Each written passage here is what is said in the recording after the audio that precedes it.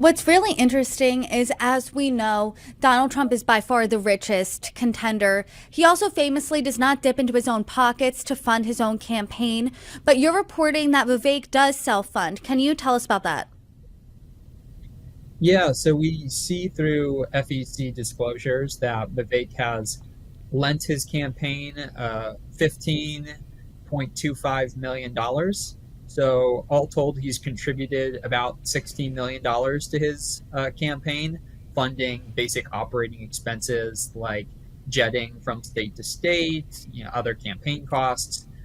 He's gotten a lot of traction with small donors too, as well as some big donors. But yeah, Vivek has put in about $16 million dollars of his own money so far, as per the most recent FEC disclosures.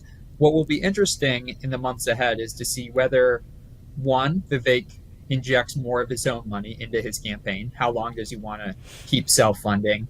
And two, whether he forgives his own loans to his campaign or not. These are different than just pumping $16 million dollars of cash into his campaign. He could forgive $15.25 million dollars of that loan he made to his campaign with outside contributors' money. So it'll be interesting to see what measure he takes there. Yeah, I noticed and I wrote down that you used the word he lent his campaign. So is it normal for people to loan their campaign money and then pay themselves back using donor funds?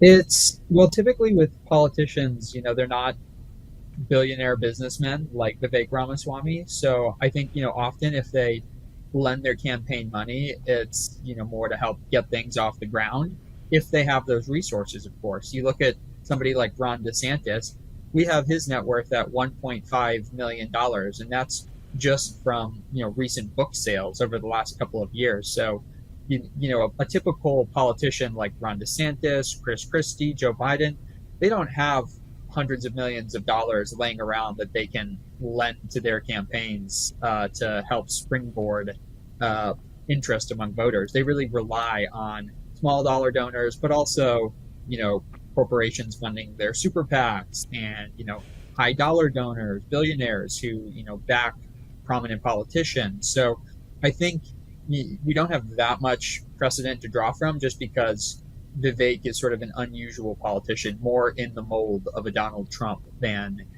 what you typically see.